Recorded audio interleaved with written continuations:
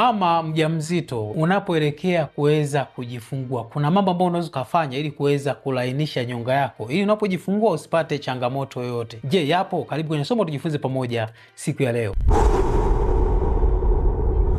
Kama ni mara kwanza kuweza kutembea channel yangu, unaweza kusubscribe hapo chini ili ndio kujifunza kuhusiana na afya mama mjamzito, lakini vile vile na mtoto mchanga. Kuna mmoja ya mfuatiliaji wangu hapa, yeye anaitwa Mariamu Huseni, anasema, "Dokta, nitumie njia gani ili niweze kulainisha nyonga yangu ili muda wa kujifungua ukifika nisipate shida?" Sasa kiufupi kwa swali lake hili mimi naweza kujibu kwamba hakuna shortcut, yani hakuna njia fupi au urahisi wa uchungu. Uchungu wa kiasilia, yani ule ambao mama anajifungua kwa njia ya kawaida, huwa upo tu. Wako baadhi ya watu ambako nchi zimeendelea wanatumia baadhi ya dawa kuweza kupunguza maumivu. Sasa kufanya mazoezi au kuna kitu ambacho unaweza kufanya ukalainisha nyonga ikapitisha tu mtoto kirahisi, kwa kweli hilo siwezi kusema kama mimi mtaalamu, lakini ziko njia ambazo unaweza kufanya ukajisaidia mwenyewe kupunguza zile changamoto wakati wa kuweza kujifungua au kuepusha kabisa kuweza kujifungua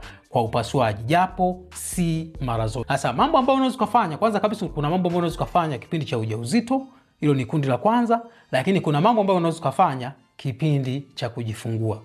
Kipindi cha ujauzito, kama huna shida yoyote, jambo la kwanza ambalo unaweza kufanya ni kufanya mazoezi ya kutembea tembea, mazoezi hapa na pale, kwenda sokoni, kumwagilia nyumbani au kazi tu za shambani.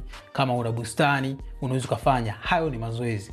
Lakini vile vile unaweza kufanya mazoezi ya nyonga kwa kutumia kama zile yoga ball kama una uwezo, au kawatafuta wataalamu wakakuelekeza mazoezi ya nyonga yanakuaje. Kwa mfano kama kuchuchumaa, unainuka unafanya zile squat za hapa na pale katika kipindi chako cha ujauzito ukiwa katika mazingira yako tu ya nyumbani. Na ile mipira inapatikana, bei yake si kubwa sana. Kama utahitaji naweza kukuelekeza kwenye comment hapo chini. Vile vile na mambo mengine ambayo unaweza kufanya, sasa kula vizuri au kula mlo kamili, kuhakikisha kwamba uzito wa mtoto unaongezeka vizuri lakini hauongezeki zaidi. Jambo lingine ni kukaa katika mkao ambao ni mzuri kipindi chako cha ujauzito. Mara nyingi tunapenda ukae wima, niliwahi kuelezea kwenye video yangu mojawapo. Lakini mambo ambayo unaweza kufanya katika kipindi sasa cha uchungu au wakati wa kwenda kujifungua, uchungu labda umeanza zile hatua za mwanzo, na bila shaka huyu inawezekana ni mimba yake ya kwanza.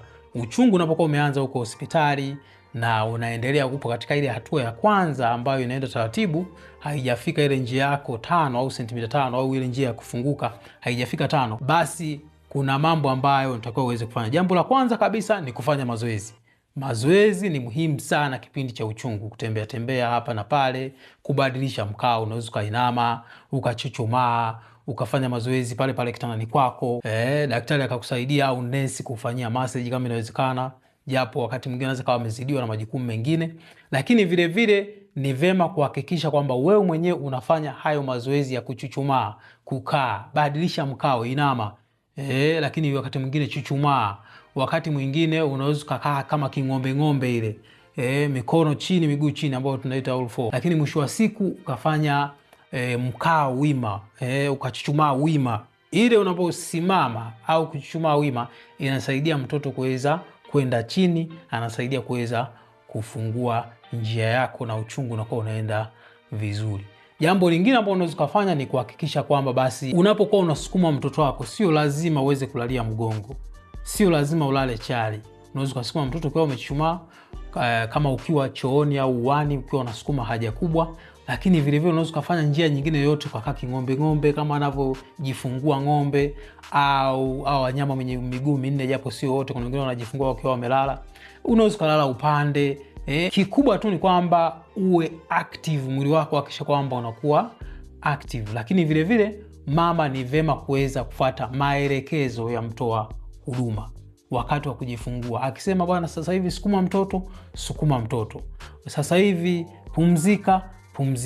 Sasa hivi usisukume mtoto, usisukume mtoto. Sasa hivi mama tunafanya hivi, fanya hivi. Lakini vile vile unaweza ukanywa maji ya kutosha, na wakati mwingine zingatia sasa ile hali yako ya mwili wako unakwambia nini. Kipindi ambacho mtoa huduma anakuambia sasa sukuma mtoto, na unaona kabisa una ile hali ya kwamba mbona nataka kama kusukuma mtoto, tunaita urgent push, basi unaweza kusukuma mtoto wako. Hiyo itasaidia uchungu wako kwenda vizuri. Lakini vile vile unaweza wakaangalia ule mwenendo wa uchungu. Unaweza kwa uchungu wako uendi vizuri, nyonga iko poa, haina shida, umefanya mazoezi kweli, iko vizuri, umeiandaa vizuri, lakini uchungu si wa kutosha.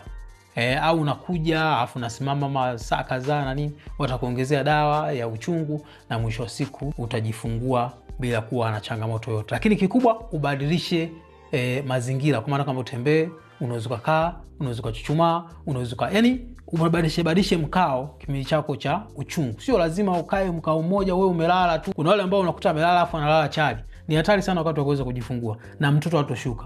Ni vema utembee, uchuchumae.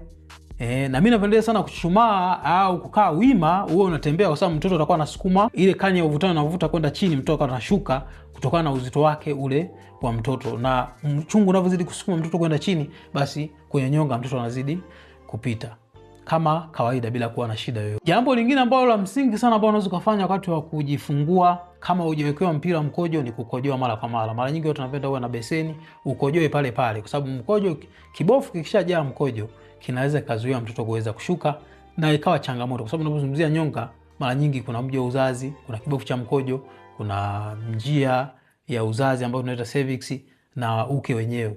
Kwa hiyo unaweza kukuta tu mtoto hashuki kwa sababu tu ya kibofu cha mkojo kimejaa mkojo, mtoto hawezi kushuka. Unaweza kusaidia kwa kuwekea mpira wa mkojo kama umeona kuna ulazima wa kuwekea, lakini sio mara zote. Wakati mwingine tutakuwa mwenyewe unakojoa mara kwa mara kwenye chombo ambacho umepewa kuweza kukitumia pale pale ukiwa katika mazingira ya leba ya kuweza kujifungua kwenye chumba cha kujifungua. Na hiyo inasaidia sana kina mama waweze kujifungua. Ni vyema hakikisha kwamba unakunywa maji ya kutosha. Kunywa maji ya baridi hayana shida ya kupunguza uchungu, lakini vile vile kama unapata chai, kama unapata supu, unaweza kanywa kipindi kile ili kuongezea nguvu na uweze kusukuma mtoto vizuri ukiwa una ukavu wa mwili bila kuwa na changamoto yoyote. Baada ya kuyasema hayo, zingatia kitu kimoja. Unaweza kufanya haya mambo yote, lakini kama una mambo haya, unaweza usijifungue kawaida na uchungu wako ukawa sio mrahisi. Jambo la kwanza, kama una nyonga ndogo au ukubwa wa nyonga yako, kama nyonga ni ya kutosha, yani umeumbika toka uzaliwe nyonga yako ni ya kutosha, mtoto atapita. Labda kama mtoto ana shida nyingine. Lakini kama una nyonga ndogo au una nyonga kubwa lakini nyonga yako sio ile nyonga ya mwanamke ambaye anaweza kupitisha mtoto, ni nyonga ya kiume, hiyo inaweza kupelekea wewe ukashindwa kuweza kujifungua kawaida. Jambo lingine, unaweza kuwa na nyonga ya kutosha ila mtoto ni mkubwa sana. Yani mtoto unakuta na kilo 5. Kwa wale wenzangu na mimi wenye kisukari cha ujauzito au kisukari cha muda mrefu, mtoto ni mkubwa, nyonga ni kubwa ila mtoto ameshindwa kupita, kwa sababu nyonga, ukiangalia uwiano kati ya nyonga na kichwa cha mtoto, unakuta nyonga iko hivi, kichwa cha mtoto kikubwa, hawezi akapita.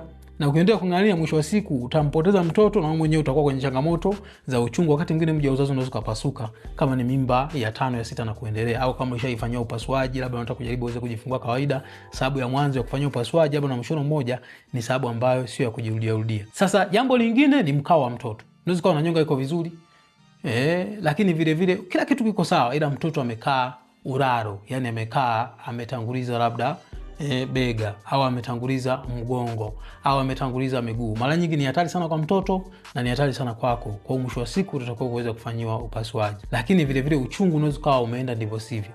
Unaweza kaenda uchungu ambao ni mkali sana au kwa uchungu ambao sio wa kutosha, ukatakiwa uongezewe drip ya uchungu. Baada ya kuongezea drip ya uchungu, mtoto akawa amechoka tumboni, mwisho wa siku utaweza kufanyia upasuaji. Una nyonga iko vizuri, huna shida yoyote. Lakini wakati mwingine labda kitovu kimejizungusha kwa mtoto shingoni, ambao tunaitwa nuchal cord, mara 2 mara 3, mtoto ashuki, mwisho wa siku nitakuwa uweze kufanyia upasuaji. Kwa hiyo haya waliouliza bwana Mariamu ni kweli, unaweza kujifungua vizuri kabisa kawaida kirahisi, lakini sasa kuna mambo lazima uweze kuyazingatia, na haya mambo ambayo nimezungumza hapa mwishoni ndio ya msingi zaidi, kwa sababu unaweza kuwa na kila kitu umefanya, umeiandaa nyonga yako vizuri, mwisho wa siku ukashindwa kuweza kujifungua kawaida, au uchungu wako kwa una changamoto kaenda muda mrefu, halafu katakao uweze kufanyiwa upasuaji. Sasa ukiwa na swali niulize hapo chini, mimi nitakuwa tayari kuweza kujibu swali lako wakati wote. Kama ulikuwa unajiuliza maswali, mambo yapi yanaweza kapelekea wewe ukajifungua kwa upasuaji, jambo lote ambalo linaweza kapelekea wewe ukajifungua kwa upasuaji katika kipindi cha maisha yako, unaweza click suggestion hiyo hapo kasikiza video kuhusiana mambo yapi yanapelekea mama kuweza kujifungua kwa upasuaji. Karibu sana.